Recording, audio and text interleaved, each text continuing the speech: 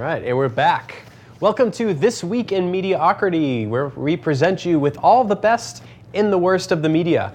I'm your host, Joel Foster, and yes, the CIA is watching you through this TV, but so is Santa Claus, so it's not all bad. All right, this week was yet another one where reality was stolen from a crappy paperback spy thriller.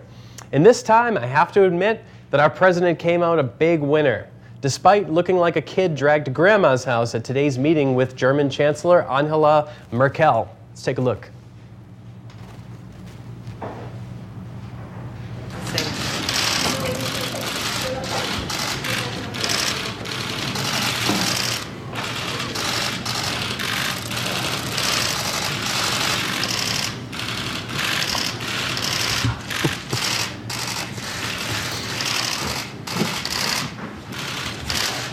Send a good picture back to Germany, please. Make sure.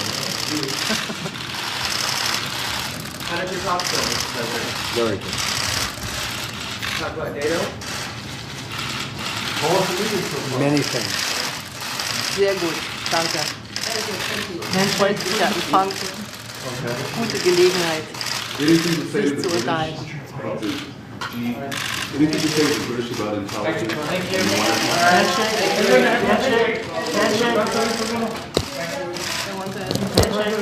Thank you. Handshake. Okay. Head out. Thank you, fellas. Fellas over here. I'm sorry. Thank you. Handshake for you.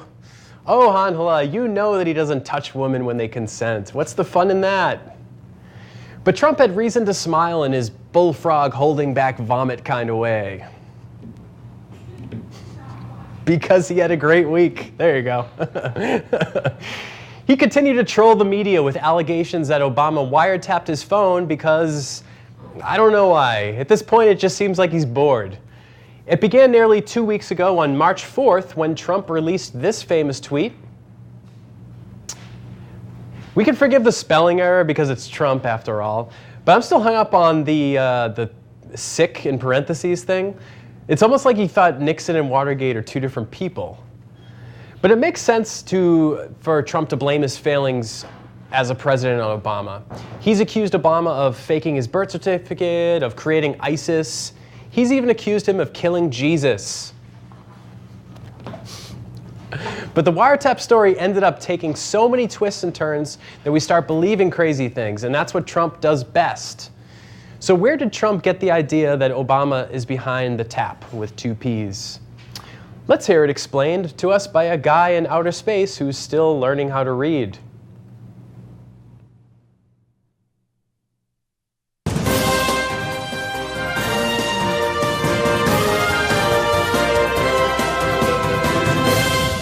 Welcome back to End Times Prophecy News. Breaking news, we just discovered who issued the warrant to investigate Trump, and it's bad. According to reports, the FBI requested a FISA warrant during the campaign to investigate alleged ties between President Trump and Vladimir Putin. The question that has still not been answered is whether this warrant included the wiretap. So 3 intelligence sources have. All right, well, obviously it didn't come from Brother Jim. The wiretap story actually got on Trump's radar from radio show host and everyone's dad, Mark Levin. Levin made the accusations on his radio show, which was then written about by Breitbart's Joel Pollack, who I'm ashamed to share a name with, but who I'll admit is really good at selling those Breitbart hoodies. But nobody in Washington was following along at the time. Maybe the GOP learned not to follow Trump down his tinfoil rabbit hole, or maybe he just crossed the line this time. Because the wiretap allegations were denied by everyone, from Republican Devin Nunes, who chairs the House Intelligence Committee, to Attorney General Jeff Sessions, to even Sean Spicer, who would try and convince you that Donald Trump has golden bowel movements if Trump said it first. So the wiretap issue needed a new storyline. And this was created by Andrew Napolitano, the furry bridge troll who never heard a conspiracy theory he didn't like, and who houses a community of sparrows in his hair. Let's take a look. So 3 intelligence sources have informed Fox News that President Obama went outside the chain of command. He didn't use the NSA, he didn't use the CIA, he didn't use the FBI, and he didn't use the Department of Justice. He used GCHQ. What the heck is GCHQ? That's the initials for the British spying agency. They have 24/7 access to the NSA database. So by simply having 2 people go to them saying, President Obama needs transcripts of conversations involving candidate Trump, conversations involving President-elect Trump, he's able to get it. And there's no American fingerprints on this. So it's the bloody British who are behind this. I knew they'd be back, acting all cool after the Revolutionary War. Oh, you can have your own country, we're good. They've been planning this for over 200 years, and we've got the documents to prove it. So who are these 3 intelligence sources that Napolitano speaks of? Well, he doesn't say, but interestingly enough, a day after Trump sent his original tweet, and more than a week before Napolitano called out the Brits, Russia Today featured Larry Johnson, a former CIA agent, where he said this. In this case, I understand from very good friends that what happened was both Jim Clapper, John Brennan at CIA were intimately involved in trying to derail the candidacy of Donald Trump. That there was some collusion overseas with Britain's own GHCQ. To testify. Well, he heard it from some good friends. So was Johnson one of Napolitano's 3 sources? It seems like he could have probably just referenced the interview, but he didn't. But let's talk about Larry Johnson. First, I should mention that he's been out of the CIA since 1998 and has no affiliation with the agency. He actually was once a darling of the left for a while. He used to post articles on the daily costs and pledged his support for Hillary Clinton in the 2008 race. This started his axe grinding against Obama, and it's just escalated since.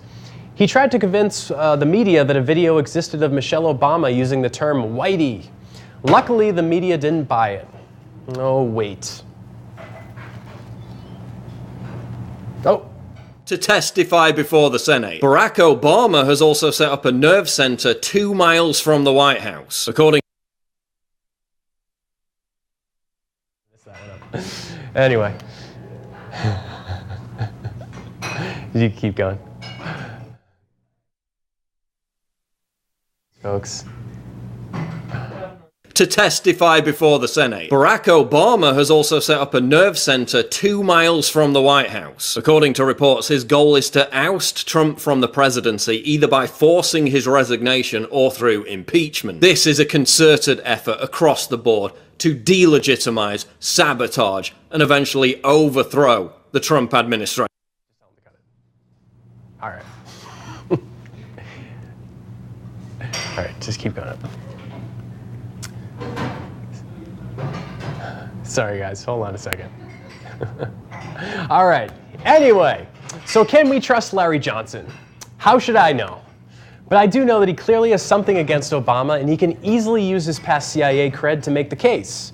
But just because he worked for the agency over 20 years ago doesn't mean that he has intimate knowledge of what's going on there now. But that's the story that Trump is going with now, despite Sean Spicer promising Britain that they wouldn't implicate them in the wiretap stories anymore, and then walking that back about 2 hours ago.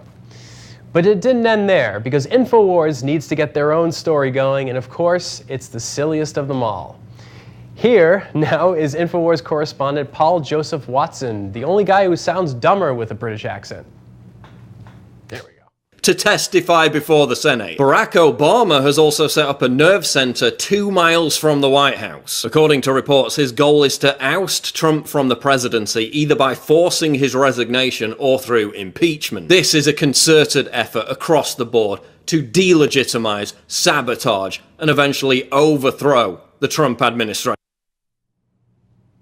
So he says that Obama has set up a nerve center 2 miles from the White House. What is he talking about? Well, he's referring to a report, and I say that in the most tenuous way possible, from the Daily Mail, a British newspaper that lacks so much credibility that they can no longer be used as a source for Wikipedia. Wikipedia says they're not credible. Think about that. The story says that former Obama Chief of Staff Valerie Jarrett moved into the Obama's D.C. home. except that it wasn't true at all.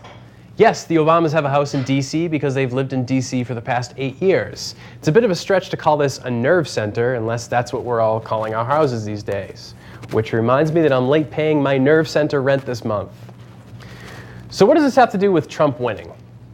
While all this was going on, like Jesus turning water into wine, Trump turned what should have been a terrible situation into a triumph. Rachel Maddow made a big deal of getting a copy of Trump's taxes, but it ended up showing that Trump paid his taxes minus some expected tax breaks. But overall, it was disappointing, like seeing Independence Day resurgence. So here's why he's winning. Even though his second Muslim ban was thrown out this week, Trump is getting exactly what he wants. Even though it was thrown out, he still gets his 2.0 Muslim ban credentials for at least trying.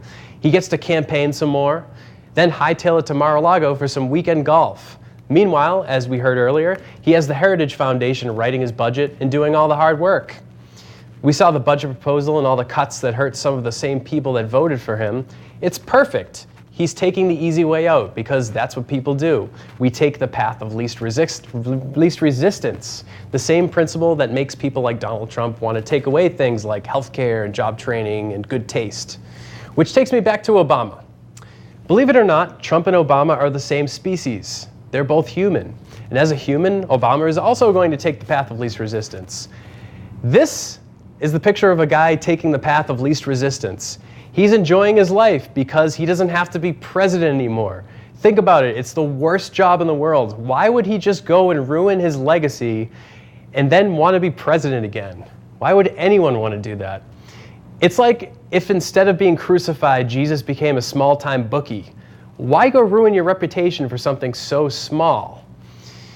But I guess we'll have to see how this adventure turns out next week because Trump swears that he'll deliver evidence on Monday. Should be fun. That's all the time I have for today. This has been Department of Mediaocrity, and I will see you next week. Have a great weekend.